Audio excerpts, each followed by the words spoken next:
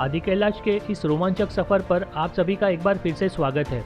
और इस सफ़र के दौरान हमने कई सारे अद्भुत अनुभव भी प्राप्त किए हैं जो आपके साथ में मैं शेयर करने वाला हूं। और जैसे कि पिछले वीडियो में आपने देखा ही होगा कि हम गुजरात से निकलकर राजस्थान की बॉर्डर क्रॉस करके उदयपुर होते हुए हम पहुंच चुके थे कोटा, और हमने रात्रि निवास कोटा में ही किया था। और फिर दूसरे दिन कोटा से निकलकर सवाई माधोपुर होते हुए हम मथुरा पहुँच चुके थे। तो चलिए आज का वीडियो शुरू करते हैं। तो आज के वीडियो में हम सबसे पहले मथुरा घूमेंगे, फिर वहाँ से वृंदावन होते हुए जाएंगे बरसाना, और फिर बरसाना से वापस हम आएंगे वृंदावन जहाँ पर हम रात में रुकेंगे, और फिर वहाँ से भांडीर वन और गोकुल होते हुए हम आगरा पहुँचेंगे। मथुरा एक प्राचीन नगरी है और इसका धार्मिक महत्व भी बहुत है क्योंकि ये भगवान श्री कृष्ण की जन्मभूमि है। तो चलिए दोस्तों, ऐसी पवित्र नगरी के दर्शन करने के लिए अभी हम निकल चुके हैं अपने होटल से, और अभी हम जा रहे हैं सबसे पहले विश्राम घाट, और उसके लिए हमें यहाँ पे इस होली गेट से होकर गुजरना होगा। और जैसे कि आप सामने देख सकते हो यहाँ की गलियाँ काफ़ी संकरी है और इसी वजह से यहाँ पर गाड़ियाँ अलाउड नहीं है, तो आपको इसी तरह से साइकिल रिक्शा या ई रिक्शा में होकर जाना पड़ेगा।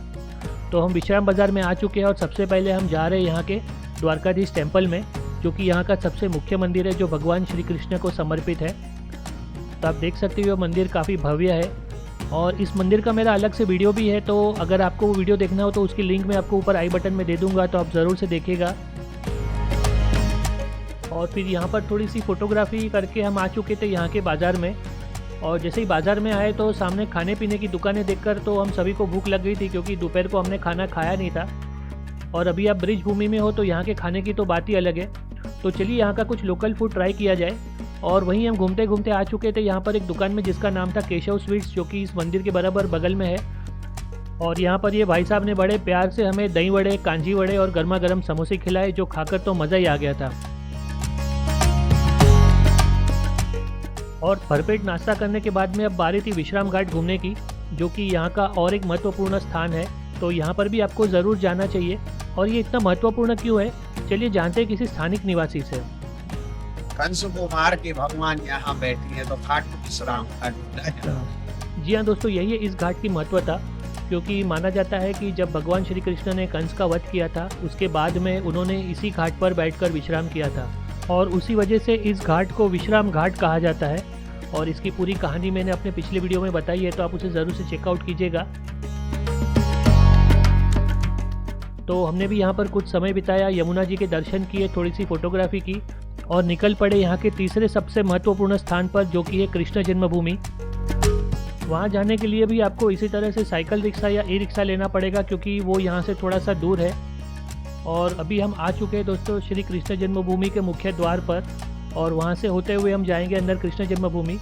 तो यहाँ पर सिर्फ गेट तक ही कैमरा अलाउड है, उसके आगे कैमरा नहीं ले जा सकते, क्योंकि राम जन्मभूमि की तरह यह भी एक विवादित स्थल है और यहाँ पर भी काफ़ी टाइट सिक्योरिटी है। तो यदि आपको भी इस स्थान की विस्तृत जानकारी चाहिए हो तो आप मेरा पुराना वीडियो ज़रूर से चेकआउट कीजिएगा, जिसमें आपको इस जगह की पूरी जानकारी मिल जाएगी। तो हमने भी अंदर मंदिर में और जेल में दर्शन किए और यहाँ पर थोड़ी सी फोटोग्राफी की, और वहाँ से हम वापस जा रहे थे विश्राम घाट यमुना आरती के दर्शन करने के लिए, लेकिन हमें वहाँ पहुँचने में काफ़ी देरी हो चुकी थी, तो आरती ख़त्म हो गई थी, तो हम वापस आ गए थे अपने होटल पर। तो आज हमारे इस सफ़र का तीसरा दिन है और अभी हम मथुरा से निकलकर जाएंगे वृंदावन की ओर, और हम काफ़ी एक्साइटेड थे वृंदावन घूमने के लिए। तो चलिए फटाफट वृंदावन पहुंचते हैं। और वृंदावन की जो दूरी है वो मथुरा से करीबन 13-14 किलोमीटर है। तो आज का हमारा प्लान पूरा वृंदावन घूमने का है, और उसके लिए हम अभी सबसे पहले जा रहे हैं प्रेम मंदिर। तो हमने गूगल मैप पे वहीं का लोकेशन लगा दिया है।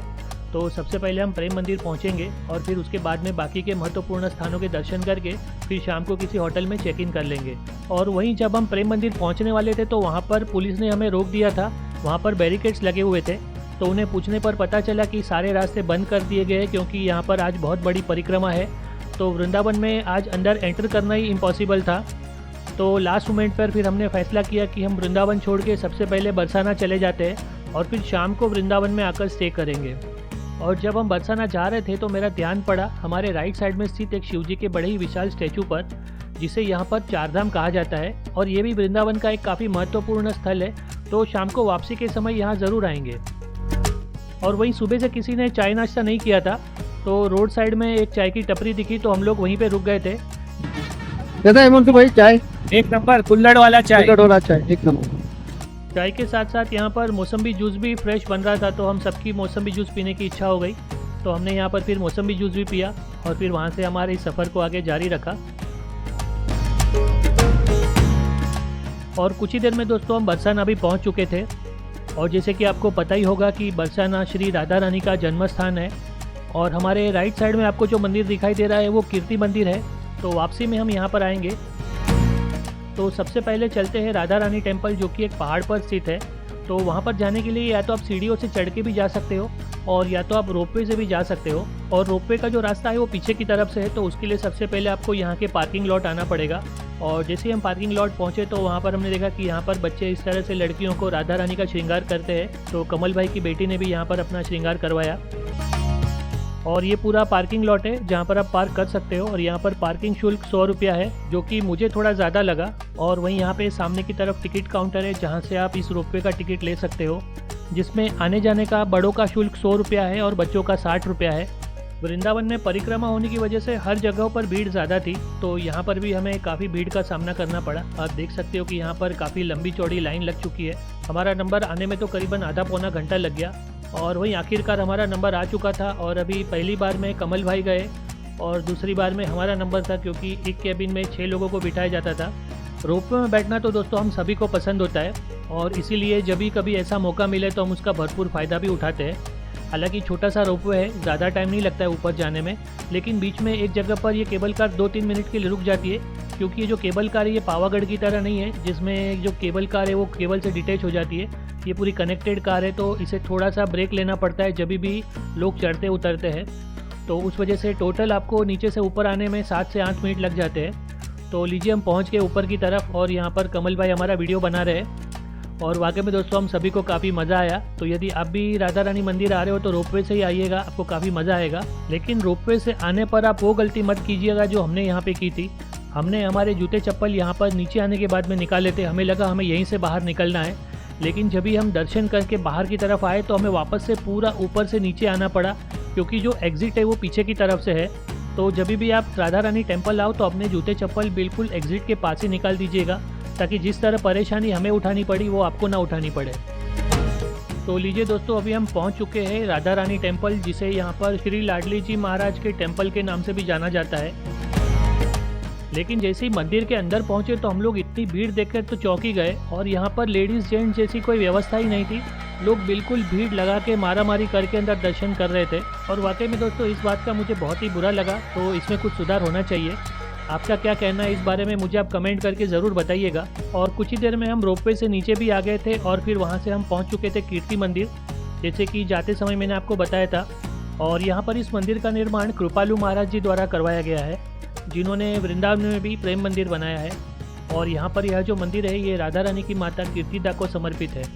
तो अभी हम आए तो यहाँ पे आरती हो रही थी, तो हमने भी आरती के दर्शन किए और यहाँ पर कुछ फोटोग्राफी की। और अभी यहाँ से हम वापस चलेंगे वृंदावन की ओर। लेकिन वृंदावन जाने से पहले, जैसे कि मैंने आपको बताया था, हम आपको लेके जा रहे हैं अभी चारधाम मंदिर। तो उसके लिए हम आ चुके हैं यहाँ पर इस पार्किंग लॉट में, जो कि इस मंदिर के पीछे की तरफ बना हुआ है।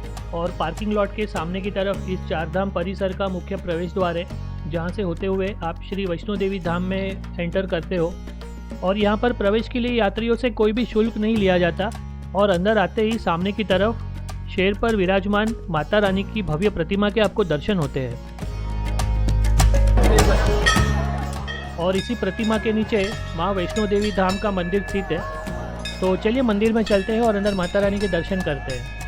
इस मंदिर के ऊपर स्थित माता रानी की मूर्ति की कुल ऊंचाई 141 फीट है। और इस मंदिर का निर्माण कार्य 2003 में शुरू हुआ था और 2010 में इसका निर्माण संपन्न हुआ और इसे जनता के लिए खोल दिया गया। और जैसे कि आप देख सकते हो अंदर से भी यह मंदिर परिसर बहुत ही विशाल है और साथ ही साथ आपको यहाँ पर माता रानी के बहुत ही दिव्य दर्शन भी होते हैं। माता वैष्णो देवी धाम के पीछे की तरफ राधा कृष्ण धाम, शनि धाम और शिव धाम भी स्थित है। तो हम भी अभी वहीं आ चुके थे और अभी थोड़ा थोड़ा अंधेरा भी होने आ गया था, तो उस वजह से यहाँ पर लाइटिंग्स भी शुरू हो गई थी, जिस वजह से यहाँ का वातावरण और भी दिव्य लग रहा था। तो चलिए सबसे पहले शिवधाम में जाते हैं और वहाँ पर शिव जी के दर्शन करते हैं। और जैसे ही हम भीतर आए हमने देखा अंदर चारों तरफ भगवान शिव की महिमा के चित्र दीवारों पर दर्शाए गए थे और बिल्कुल मध्य में भगवान शिव और माता पार्वती भी विराजमान थे। और उनके दर्शन करके अभी हम आ चुके थे राधा कृष्ण धाम। और राधा कृष्ण धाम में प्रवेश करते ही आपको एक भव्यता का एहसास होगा। और यहाँ पर भी बिल्कुल शिवधाम की तरह चारों तरफ श्री राधा कृष्ण के अलग अलग लीलाओं के वर्णन करते हुए चित्र दर्शाए गए हैं। और यहाँ पर भी मंदिर के मध्य भाग में राधा कृष्ण की सुंदर मूर्तियाँ स्थापित की गई है। और अभी हम पहुँच चुके थे यहाँ के चौथे और आखिरी धाम शनि धाम, जो कि भगवान शनि को समर्पित है, जिन्हें हम सब सूर्यपुत्र शनिदेव के नाम से भी जानते हैं। तो चलिए यहाँ पर शनिदेव के भी दर्शन करते हैं और उनका भी आशीर्वाद लेते हैं।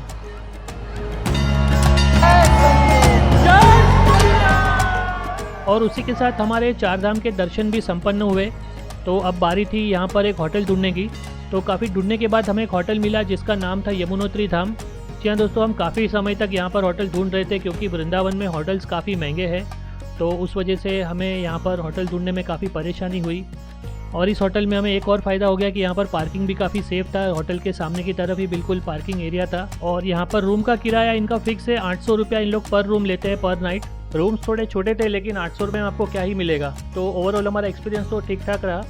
तो आज हमारी इस ट्रिप का चौथा दिन है और हमारी होटल से हम निकल चुके हैं बांके बिहारी मंदिर जाने के लिए। और जैसे कि आप देख सकते हो, हम कार से नहीं बल्कि रिक्शा से जा रहे हैं क्योंकि यहाँ की गलियाँ काफ़ी संकरी है और कई जगहों पे पार्किंग का भी काफ़ी प्रॉब्लम है। तो उस वजह से हमने रिक्शा से जाने का फैसला किया। और हमारे रिक्शा वाले ने हमें एक चेतावनी भी दी कि यहाँ पर बंदरों से संभल के रहना, क्योंकि वो मोबाइल और चश्मा छीन कर लेकर जाते हैं। मोबाइल तो हमने संभाल के रख दिया था, लेकिन वहाँ से एक बंदर आया और मेरी वाइफ का चश्मा छीन कर भाग गया। तो वृंदावन में आप बंदरों से ज़रा सावधानी रहिएगा क्योंकि यहाँ के बंदर थोड़े अजीब है। इनको दरअसल फ्रूटी चाहिए होती है, इसके लिए आपसे इस तरह की वस्तुएं लेकर जाते हैं ताकि आप उसके बदले में उन्हें फ्रूटी दो और आपकी मोबाइल और चश्मा वो नीचे फेंक दे। लेकिन हमारा वाला बंदर तो ढीठ था, तो वो चश्मा लेकर भाग ही गया। वृंदावन की छोटी छोटी गलियों से होते हुए अभी हम पहुंच चुके थे यहाँ के बांके बिहारी मंदिर। और जैसे कि आप देख सकते हो, ये भी काफ़ी क्राउडेड एरिया है। बिल्कुल हमें ऐसे लग रहा था कि हम बरसाना के राधा रानी मंदिर में हो। बिल्कुल वैसा ही माहौल था। ऐसे लग रहा था कि जैसे आज के आखिरी दर्शन है, आज के बाद कभी दर्शन ही नहीं होने वाले, उस तरह से पब्लिक यहाँ पे टूट पड़ी थी। तो हमने भी जैसे तैसे दर्शन किए और वापस से आ गए थे हम इस होटल में जो जाने के समय हमने देखा था। तो यहाँ पर पूड़ी, सब्जी, समोसा, चाट इत्यादि मिल रहा था। तो हम भी यहाँ पर थोड़ी देर नाश्ता करने के लिए रुक गए थे और हमने देखा यहाँ पर सब चीज़ें गर्मा गर्म सर्व की जाती थी। ये समोसा चाट है और एक बेडमी पूरी है। तो आप जब भी आओ तो यहाँ के लोकल आइटम्स ज़रूर ट्राई कीजिएगा। और उसी होटल के बगल में हमारी नज़र पड़ी एक चाचा पर जो ठंडी और मलाईदार लस्सी बना रहे थे। तो हमने वहीं पर थोड़ी सी लस्सी भी ट्राई की और काफ़ी मज़ा आया। और भाई कैसा लस्सी? एकदम लस्सी है, फ्रिज के जैसा ही है, एकदम टेस्टी। ठंडी और मलाईदार लस्सी का लुत्फ उठाने के बाद अब समय था श्री रंगनाथ मंदिर जाने का, जो कि भगवान विष्णु के रंगाजी स्वरूप को समर्पित है। यह मंदिर दक्षिण भारतीय शैली में बना हुआ वास्तुकला का एक उत्कृष्ट उदाहरण है। यहाँ पर गर्भगृह में आपको श्री गोदा देवी, श्री रंगमनार महाराज और श्री गरुड़ देव के दर्शन होते हैं। मंदिर में दर्शन करके जैसे ही हम बाहर आए तो किसी ने मैं कहा कि यहाँ पे गोपेश्वर महादेव मंदिर भी नज़दीकी है, तो आप चाहो तो उनके भी दर्शन कर सकते हो। तो अभी हम सब चल के वहीं जा रहे हैं। यहाँ पर दरअसल सारे मंदिर 12:30 बजे बंद हो जाते हैं, जो कि 4 बजे खुलते हैं। तो आपको जो भी दर्शन करने हैं वो 12:30 बजे से पहले कर लेने चाहिए। तो हम आ गए यहाँ पर गोपेश्वर महादेव मंदिर में। तो चलिए महादेव जी के दर्शन करते हैं।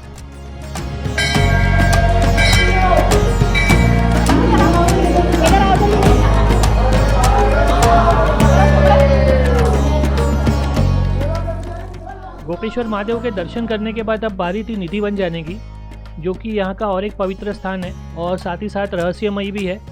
और गोपेश्वर महादेव से निधिवन थोड़ी दूरी पर स्थित है, तो वहाँ पर जाने के लिए हमने इसी तरह से ऑटो ले लिया था। और हमारे ऑटो वाले भाई साहब ने तो हमें किसी और ही गली में उतार दिया। तो वहाँ से निधिवन पहुँचने के लिए हमें काफ़ी चलना पड़ा, लेकिन आखिरकार हम निधिवन पहुँच ही गए। और यहीं पे सामने की तरफ जो आपको दिखाई दे रहा है वो निधिवन का मुख्य प्रवेश द्वार है। और जैसे ही हमने अंदर प्रवेश किया, हमने देखा यहाँ पर भी काफ़ी भीड़ थी और हर तरफ जूते चप्पल के स्टैंड थे जहाँ पर आपको अपने जूते निकालने थे और वहीं से इस प्रवेश द्वार से होते हुए निधिवन में प्रवेश करना था। और जैसे ही हमने निधिवन में प्रवेश किया तो हमें यहाँ वन जैसा कुछ दिखाई नहीं, उसके विपरीत यहाँ पर इस तरह की टनल बना दी गई है। तो निधिवन के जो दर्शन है वो आपको इन जालियों में से ही करने होते हैं। और यहाँ पर आपको इस तरह के कई पुराने स्ट्रक्चर भी देखने मिल जाएंगे, लेकिन यह सब आपको जाली से ही देखना होता है।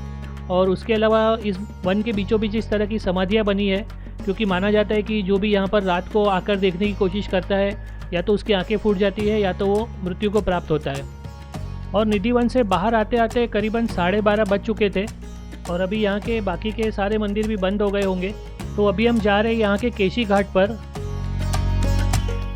दरअसल पहले हम यहाँ के मदन मोहन महाराज के मंदिर में जाने वाले थे, जो कि यहाँ के कई प्राचीन मंदिरों में से एक है, लेकिन अभी वो भी बंद हो गया होगा। और जैसे ही हम केशी घाट पहुंच रहे थे तो वहाँ पर देखा तो बहुत गर्मी थी और कहीं ऐसी कोई बैठने की जगह भी नहीं थी। तो हम में से कुछ लोग जो थे वो बोट राइड के लिए चले गए और कुछ लोग घाट पे रुक के थोड़ी सी फोटोग्राफी कर रहे थे। लेकिन गर्मी बहुत होने की वजह से हम वहाँ पर ज़्यादा देर रुक नहीं पाए, तो हमने वहाँ से रिक्शा कर लिया था और हम आ गए थे इस्कॉन टेम्पल। लेकिन ये टेम्पल भी बंद था और सीधा 4 बजे खुलने वाला था। तो हम आ गए गोविंदास, जो कि इसी टेम्पल के पीछे की तरफ बना हुआ ऐसी रेस्टोरेंट है। तो यहीं पर बैठ के हमने थोड़ा सा खाना खाया और रेस्ट भी किया। और जैसे ही हम गोविंदास से बाहर आए तो हमने देखा यहाँ पर भी कई सारे लोग बैठे हुए थे और मंदिर खुलने की राह देख रहे थे। तभी हमारे कानों में भजन की ध्वनि सुनाई दी। तो हमने देखा तो यहाँ पर भजन शुरू हो चुके थे और धीरे धीरे लोग आकर यहाँ पर बैठने लगे थे। तो हम भी यहीं बैठ गए और हमने इन भजन का आनंद लिया। और वहीं कुछ देर बाद यहाँ पर दर्शन भी खुल गए थे। और इस्कॉन के इस मंदिर में आपको श्री कृष्ण और बलराम के बहुत ही दिव्य दर्शन होते हैं। और आखिरकार अब बारी आ चुकी थी प्रेम मंदिर की, जो कि वृंदावन का सबसे सुप्रसिद्ध मंदिर है। जो कोई भी वृंदावन आता है वो प्रेम मंदिर के दर्शन अवश्य करता है। और ये इस मंदिर का टाइम टेबल है, अगर आप भी यहाँ पे आ रहे हो तो इससे आपको मदद मिल सकती है कि आपको यहाँ पर कब आना है। तो चलिए दोस्तों, साथ में मिलकर प्रेम मंदिर के दर्शन करते हैं। और वाकई में आप जैसे ही अंदर आते हो तो यहाँ पे आपको एक अलग ही ऊर्जा का अनुभव होता है। और एक बात दूसरी आपको ध्यान में रखनी है कि यहाँ पर कैमरास अलाउड नहीं है, लेकिन आप मोबाइल से यहाँ पर फोटोग्राफी और वीडियोग्राफी कर सकते हो। और यहाँ पर मैं आपको एक टिप देना चाहूँगा कि यदि आपको प्रेम मंदिर आना है तो आप शाम का समय प्रीफर कीजिएगा, क्योंकि शाम के समय यहाँ पर बहुत ही खूबसूरत लाइटिंग होती है, तो उसे देखने में आपको काफ़ी मज़ा आएगा। तो हम भी यहाँ पर काफ़ी देर तक बैठे थे और हमने काफ़ी समय यहाँ पे व्यतीत किया। और अभी वापसी में हमारी नज़र पड़ी यहाँ पर इस राधा रानी अन्न क्षेत्र पर, जो कि इस्कॉन द्वारा ही संचालित है। और यहाँ पर 80 रुपये में आपको अनलिमिटेड थाली मिलती है, जिसमें आपको मिठाई, नूडल्स, पास्ता ऐसी चीज़ें भी मिलती है। तो आप जैसे कि देख सकते हो आज की हमारी थाली में जलेबी है, नूडल्स है और 2 तरह की सब्जियां हैं, रोटी, दाल, चावल इत्यादि सब कुछ है। तो आप भी शाम के समय अगर प्रेम मंदिर आते हो तो आप खाना यहीं पे ट्राई कीजिएगा। तो आज हमारी इस आदि कैलाश ट्रिप का 5वां दिन है और अभी हम वृंदावन से निकल कर जा रहे हैं भांडीर वन की ओर। और ये देखिए वही रास्ता है जहाँ पर पुलिस के बैरिकेड्स लगे हुए थे। हालांकि अब सब कुछ खुल चुका था क्योंकि परिक्रमा पूरी हो चुकी थी। और भांडीर वन एक बहुत ही महत्वपूर्ण स्थान है, काफ़ी कम लोग यहाँ पर आते हैं। वैसे माना जाता है कि जब ब्रह्मा जी ने राधा और कृष्ण का विवाह करवाया था तो इसी स्थान पर उन्होंने इस विवाह की विधि संपन्न की थी। वैसे तो उनका अलौकिक विवाह हुआ था, लेकिन पृथ्वी पर जो स्थान था जहाँ पर उनका विवाह हुआ वह यही स्थान है जिसे आज हम भांडीर वन के नाम से जानते हैं। और ये मथुरा में स्थित 12 प्रमुख वनों में से एक है जो राधा कृष्ण की लीलाओं से जुड़ा हुआ है। तो चलिए साथ में ऐसे पवित्र स्थान के दर्शन करते हैं। और अभी हम आ चुके हैं यहाँ के इस मुख्य परिसर में, जहाँ पे सामने की तरफ आपको बोर्ड दिखाई दे रहा होगा जिस पर लिखा हुआ है श्री राधा कृष्ण का प्रमुख विवाह स्थल। और ये मंदिर है जहाँ पर आपको इस तरह से राधा कृष्ण के दर्शन होते हैं। और उसी के सामने यहाँ पर एक कुआं भी है। और जब हम यहाँ पे घूम रहे थे तो हमने देखा कि यहाँ पर इस तरह के विवाह स्थली यहाँ कई जगहों पर बनी हुई है। तो यहाँ पर हर किसी ने अपने घर में इसी तरह की विवाह स्थली बना दी है। अभी इसमें से सच्चा कौन है ये तो पता नहीं, लेकिन वहाँ से दर्शन करके अभी हम निकल चुके थे गोकुल की ओर। और आज हमारा यहाँ पे मथुरा वृंदावन में आखिरी दिन है, क्योंकि यहाँ से अभी हम जाने वाले हैं आगरा। और सबसे पहले अभी हम आ गए यहाँ पर रमन रेती में, जो कि गोकुल में स्थित कई प्रमुख स्थानों में से एक है। और अभी यहाँ पर सबसे पहले हम नाश्ता करने वाले हैं, क्योंकि सुबह हम बिना नाश्ता किए ही निकल चुके थे और अभी सबको काफ़ी भूख लगी है। और वहीं तब हमारी नज़र पड़ी एक हाथी पर, जो कि वहाँ से गुजर रहा था। तो हमें भी उस हाथी को देखकर काफ़ी मज़ा आया। और वहीं कुछ ही देर में हमारा नाश्ता भी आ चुका था। आज हमने यहाँ पर रगड़ा पेटीज और पूरी सब्जी मंगाई थी। और गर्मा गर्म नाश्ता करके जैसे ही हम आगे बढ़े तो हमारा ध्यान गया इस बड़े से उद्यान पर, जो कि रमन रेती की सामने की तरफ ही स्थित है। और हमने देखा यहाँ पर कई सारे हिरण थे और लोग उन्हें सहला भी रहे थे और साथ ही साथ उन्हें खाना भी खिला रहे थे। तो हमने भी यहाँ पर इनके साथ में थोड़ा सा समय व्यतीत किया और उन्हें थोड़ा सा खाना भी खिलाया। तो चलिए अब चलते हैं यहाँ से रमन रेती के मुख्य मंदिर, जो कि बिल्कुल उद्यान के सामने की तरफ है। और यह मंदिर भी दोपहर को 12 बजे से शाम के 4 बजे तक बंद रहता है, तो आप बिल्कुल समय का ध्यान रख के यहाँ पर आइएगा। तो अभी हम आ चुके हैं यहाँ के रमण बिहारी मंदिर में, जिसकी स्थापना आज से करीबन 200 वर्ष पूर्व ज्ञानदास स्वामी जी ने की थी। और यहाँ पर मंदिर में आपको राधा कृष्ण की प्रतिमा के भी दर्शन होते हैं। अभी आप सोच रहे होंगे कि इस जगह को रमन रेती क्यों कहा जाता है, तो उसके पीछे की कहानी ये है कि इस मंदिर के पीछे की तरफ आपको इस तरह से हर जगह रेती रेती दिखाई देगी। और माना जाता है कि भगवान श्री कृष्ण जब ये छोटे थे तो इसी जगह पर अपने बड़े दाऊ बलराम के साथ में खेला करते थे, और उसी वजह से आज भी भक्त इस रेती में लौटते हैं और उन्हें यहाँ पर भगवान की उपस्थिति की अनुभूति होती है और साथ ही साथ वे इस रेती में लौटकर या इससे खेलकर भगवान का आशीर्वाद भी प्राप्त करते हैं।